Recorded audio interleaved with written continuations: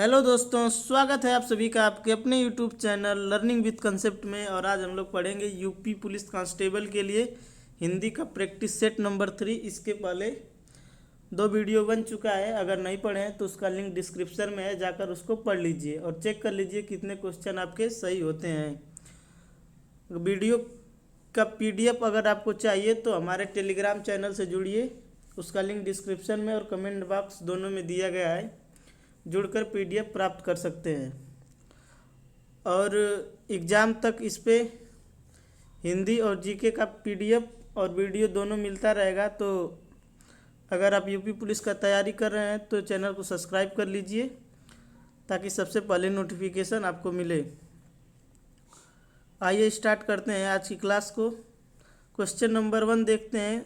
दिया है सही विकल्प का चयन करें जो शुद्ध वाक्य है।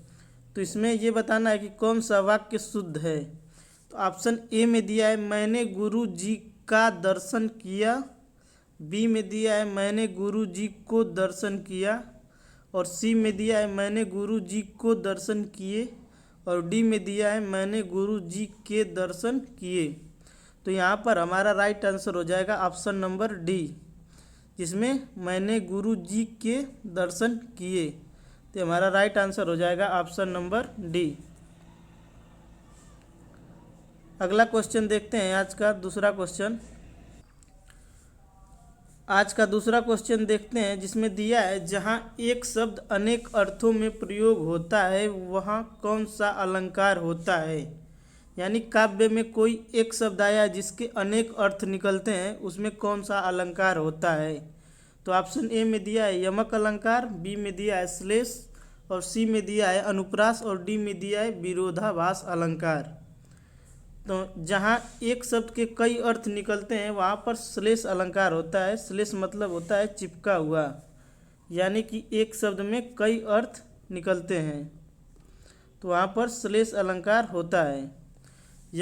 यमक अलंकार जहाँ एक शब्द आए उसके अर्थ अलग अलग हो वहाँ पर यमक अलंकार होता है, और जहाँ पर एक वर्ड की आवृत्ति बार बार होती है वहाँ पर अनुप्रास अलंकार होता है। और किसी काव्य में जहाँ पर विरोध उत्पन्न होता है वहाँ पर विरोधाभास अलंकार होता है। तो हमारा right answer option number B श्लेष अलंकार हो जाएगा। तीसरा क्वेश्चन देखते हैं क्या दिया है। दिया है कंगाली में आटा गीला, प्रस्तुत लोकोक्ति का अर्थ निम्नलिखित में से कौन सा विकल्प दर्शाता है।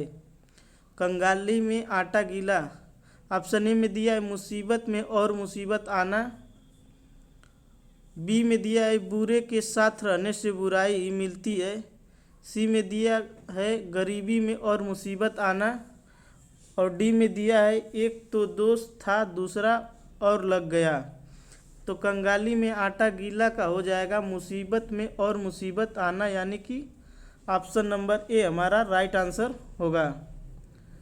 अगला क्वेश्चन देखते हैं। क्वेश्चन नंबर 4 दिया है मौसम में आर्द्रता छाई हुई है, रेखांकित शब्द का विलोम शब्द क्या है। तो रेखांकित शब्द यहाँ पर आर्द्रता दिया हुआ है, रेखांकित किया है आर्द्रता को, तो इसका विलोम बताना है कि आर्द्रता का विलोम क्या होगा। तो ऑप्शन ए में दिया है सूखा, बी में दिया है गीला, सी में दिया है शुष्क, और डी में दिया है आर्द्र। तो हमारे चौथे का आंसर हो जाएगा शुष्क, जो कि आर्द्र मतलब होता है नमी और शुष्क मतलब होता है सूखा हुआ। यहाँ पर बी में जो गीला दिया है उसका विलोम होगा सूखा, सूखा का होता है गीला, आर्द्रता का होता है शुष्क। तो अगला क्वेश्चन देखते हैं। क्वेश्चन नंबर 5 दिया है नमक मिर्च लगाना, इस मुहावरे का उचित अर्थ का चयन करें। नमक मिर्च लगाना का ऑप्शन दिया है गुस्सा दिलाना, बी में दिया ईर्ष्या करना, सी में दिया है बढ़ा चढ़ा कर कहना, और डी में दिया है तीखा खाना। तो पांचवे का आंसर हो जाएगा ऑप्शन नंबर सी नमक मिर्च लगाना, यानी बढ़ा चढ़ा कर कहना। तो यहाँ पर हमारा राइट आंसर हो जाएगा ऑप्शन नंबर सी बढ़ा चढ़ा कर कहना। छठा क्वेश्चन दिया है आषाढ़ का एक दिन किसकी रचना है।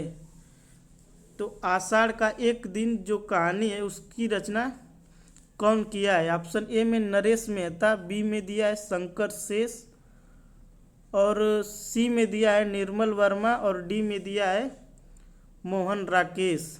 तो यहाँ पर हमारा राइट आंसर हो जाएगा Mohan Rakesh, option number D. अगला क्वेश्चन देखते हैं। क्वेश्चन नंबर 7 दिया है कि वह, तुम और हम बाजार जाएंगे, वाक्य को शुद्ध कीजिए। तो ऑप्शन ए में दिया है वह, तुम और हम बाजार जाएंगे। बी में दिया है हम, तुम और वह बाजार जाएंगे। सी में दिया है वह, हम और तुम बाजार जाएंगे। और डी में दिया है तुम, वह और हम बाजार जाएंगे। तो हमारा राइट आंसर इसमें बी होगा, क्योंकि पहले अपने को बोलेगा कि हम, तुम और वह बाजार जाएंगे। यहाँ पर बी हमारा राइट आंसर हो जाएगा, ऑप्शन नंबर बी। 8वां क्वेश्चन दिया है, ऐसी कौन से शब्द हैं जिनका प्रयोग स्त्रीलिंग और पुल्लिंग दोनों रूप में होता है। तो ऐसे शब्द बताना है जिसमें स्त्रीलिंग पुल्लिंग दोनों रहता है। तो ऑप्शन ए में दिया है कि रविवार सोमवार। बी में दिया है हिमालय और विंध्याचल। सी में दिया है राष्ट्रपति प्रधानमंत्री। और डी में दिया है अशोक और आम। तो यहाँ पर हो जाएगा हमारा right answer option number C, राष्ट्रपति और प्रधानमंत्री। आदमी भी हो सकता है, औरत भी हो सकती है। तो इसका प्रयोग स्त्रीलिंग पुल्लिंग दोनों रूप में होता है। क्वेश्चन नंबर 9 देखते हैं। दिया है मैया मोरी मैं नहीं माखन खायो, पंक्ति में म व्यंजन की आवृत्ति हुई है। तो वर्ण की आवृत्ति किस अलंकार में होता है। तो जहाँ वर्ण की आवृत्ति होती है वहाँ पर अनुप्रास अलंकार होता है। ऑप्शन नंबर ए हमारा राइट आंसर हो जाएगा। और जहाँ बढ़ा चढ़ा कर बात किया जाता है वहाँ पर अतिशयोक्ति अलंकार होता है।